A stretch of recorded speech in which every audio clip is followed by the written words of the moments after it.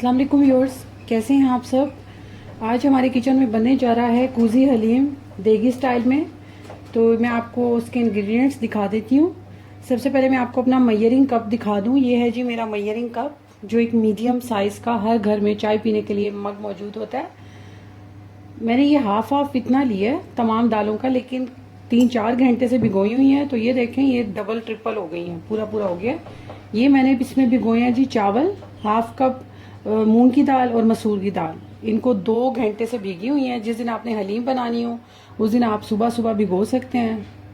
और ये है जी चने की दाल और माश की दाल, ये भी हाफ कप मैंने लिया है, मेजरमेंट सेम रखी हैं। ये भी मैंने हाफ कप गंदम लिया हुआ है, इसको सेपरेट बॉईल करना है मैंने। और ये है जी 1 किलो बीफ, गोल बोटी है, बग़ैर हड्डी के बीफ है। तो एक बात याद रखिए, जब भी आप हलीम बनाएं तो यखनी का इस्तेमाल लाजमी करना है। अगर आप चाहते हैं कि देगी जायका और प्रोफेशनल जायका आए तो दालों को सिंपल पानी में कभी भी बॉईल नहीं करना, हमेशा यखनी में बॉईल करना है। यखनी मेरे पास पहले से मौजूद होती है, मैं आपको बता चुकी हूँ। जब भी मैं मटन या कुछ बनाऊँ, बीफ, चिकन, जो भी आपके पास यखनी अवेलेबल है आप उसको यूज़ करें। नहीं है यखनी तो चाहे बीफ हलीम बना रहे हैं, कनौर क्यूब्स जो होते हैं, जिस पानी में उबालें उसमें 2-3 क्यूब्स ऐड कर दें। अगर किलो की बना रहे हैं तो, आधा किलो की है तो 2 क्यूब्स ऐड कर लें आप। ये हैं जी मेरे पास प्याज, काफ़ी सारे प्याज दरमियाने साइज़ के ले लिए हैं मैंने। ये इस वजह से क्योंकि थोड़े से हमने साथ ड्रेसिंग जो उसकी करनी होती है उसके लिए चाहिए, डेकोरेशन के लिए, और बाकी हमें इसमें सालन में चाहिए होंगे इसके। तो चलिए सबसे पहले मैं अपने प्याज काट लेती हूँ। ये देखें जी, हमारे जो प्याज हैं ब्राउन हो चुके हैं। हमें इससे ज़्यादा ब्राउन नहीं करने हैं। कैमरे में पता नहीं आपको ज़्यादा डार्क ना लग रहे हो, रेड जो प्याज होते हैं उस तरह के मैंने ब्राउन किए हैं। इसको 2 हिस्सों में कर लूँगी, एक सर्विंग के लिए रखना है और एक हमने वापस अपने देगचे में शिफ्ट करना है ताकि हम अगला प्रोसीजर कर सकें। इसके अलावा स्पाइसेस हैं, ये है जी मेजरिंग स्पून। मैं आपको दोबारा गौर से प्लीज़ सुन लीजिएगा, 1 किलो बीफ के हिसाब से बता रही हूँ कि 1 किलो बीफ का मैं बना रही हूँ, उस हिसाब से मैंने मिसाले लिए हैं। ये बड़ा जो चावल खाने का चम्मच होता है जिसको हम टेबल स्पून बोलते हैं। ये रेड चिली है भर के 1.5, और ये हल्दी है, ये टीस्पून है भर के। काली मिर्च ये भी ये भर के लिए चम्मच, टेबल स्पून। गरम मसाला पिसा हुआ घर का, ये 2 टेबल स्पून, और पिसा हुआ धनिया 2 टेबल स्पून। नमक ये 1.5 टेबल स्पून। हो सकता है नमक बाद में और भी डालना पड़ जाए, तो इसमें खुले हाथ से मसाले डालिएगा क्योंकि हमने देगी स्टाइल में बनाना है। लहसुन अदरक का पेस्ट ये 2 टेबल स्पून है मेरे पास। और ये जो यखनी मैंने आपको बताई है कि मैं फ्रीज कर देती हूँ, ये देखिए अभी भी अंदर से जमी हुई है हल्की सी। जब आप यखनी में दालों को करेंगे बॉयल तो आपकी हलीम का टेस्ट यकीन जाने कहाँ का कहाँ पहुँच जाएगा।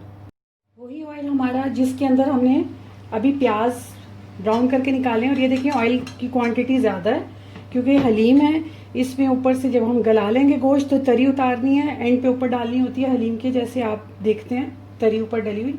इस वजह से ऑयल ज़्यादा लिया है। इसमें मैंने तकरीबन 1.5 कप ऑयल लिया मैंने, जो मेरा मेजरिंग कप मैं आपको अक्सर दिखाती हूँ। तो अच्छे से एक दफ़ा हिला लेंगे। देखिए अभी मैंने प्याज, लहसुन, अदरक कुछ भी नहीं डाला। 1 मिनट के लिए जैसे इसको आपने अच्छे से हिला जुला लेना है। ये भूनते दौरान इसने पानी छोड़ना शुरू कर दिया अपना। अब इसी पानी में हम ये लहसुन अदरक का जो पेस्ट है मेरे पास 2 टेबल स्पून वो ऐड करेंगे। और मज़ीद अब आप इसकी भुनाई कर लें।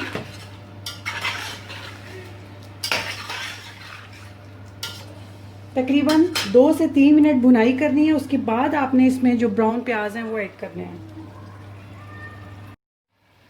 ये देखें जी गोश्त कितना अच्छे से भुन रहा है।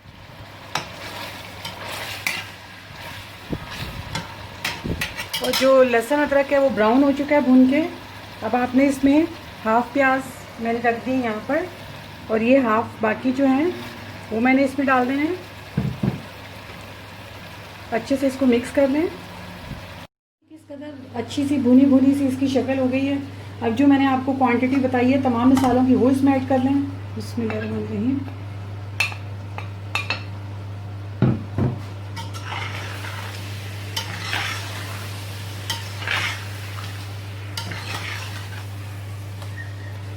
अच्छे से मिक्स कर लें। चाहें तो थोड़ा सा पानी का यहाँ पे आप छींटा डाल सकते हैं। बिल्कुल मामूली सा, ज़्यादा नहीं डालना, ताकि जो हमारे मसाले हैं वो लगने ना पाए। इस तरह मज़े से इसकी भुनाई हो रही है। 2 टेबलस्पून योगर्ट दही इसमें शामिल कर लें आप। इससे मसाले का रंग बहुत मज़ेदार सा हो जाता है, और जो आपने मिक्स किए हैं इसमें स्पाइसेस, उनका कलर बहुत अच्छा इससे हो जाता है, टेस्ट। आप स्किप करना चाहें तो स्किप कर सकते हैं, लेकिन अगर आप डाल लेंगे तो बहुत ही मज़ेदार इसका, इस रेसिपी का हिस्सा है ये।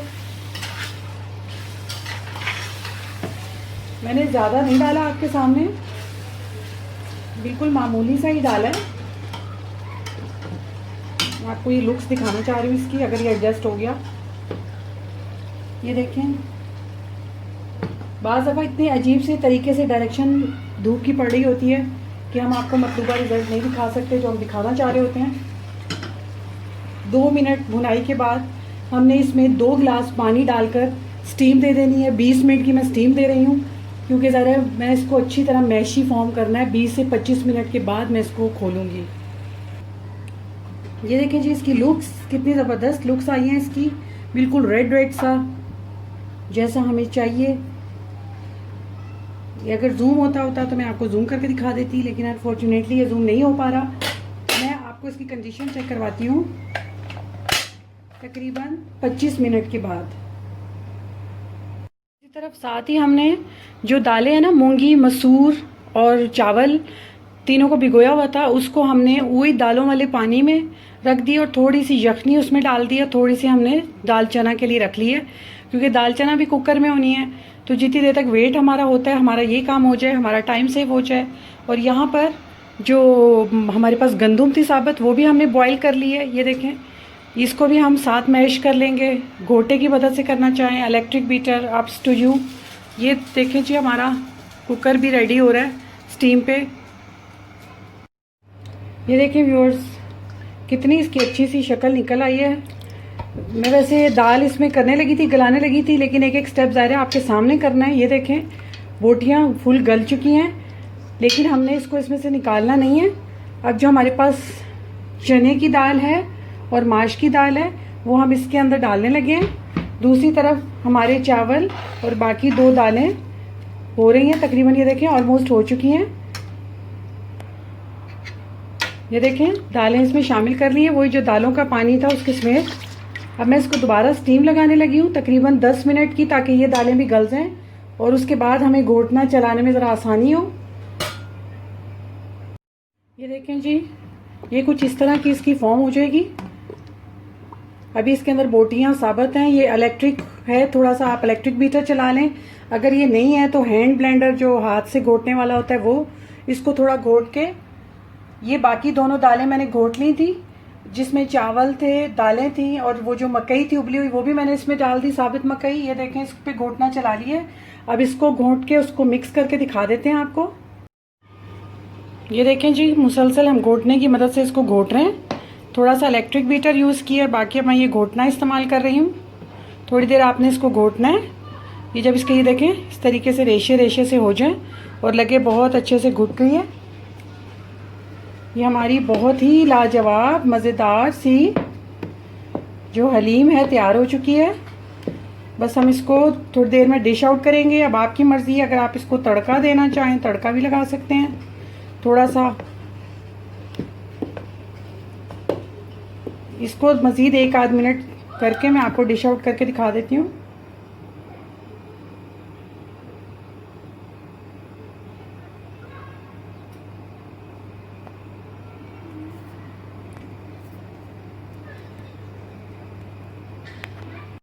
ये देखिए जी, हमारी मज़ेदार सी परफेक्ट सी कूजी हलीम बन के हो चुकी है तैयार। बहुत ही मज़ेदार इसकी खुशबू, इसका कलर। थोड़ा सा इस पर हमने ऑयल डाला है, थोड़े से हम इसके ऊपर डेकोरेशन के लिए प्याज डाल देंगे, थोड़ा सा धनिया, थोड़ी सी हरी मिर्च, थोड़ा सा पुदीना और अदरक। सर्व करने से पहले आप डाल सकते हैं, साथ भी प्लेटर बना सकते हैं, अप्स टू यू। ये देखिए, बहुत ही मज़ेदार शानदार बनी है। इसको ज़रूर ट्राई कीजिएगा, इंशाल्लाह आपको बहुत पसंद आएगी। सेम कमर्शियल स्टाइल की बनी है। ये साथ सैलड काट ली है, लेमन, पुदीना, ब्राउन प्याज, अदरक, ग्रीन चिली, धनिया, इस तरीके से प्लेटर रख लें।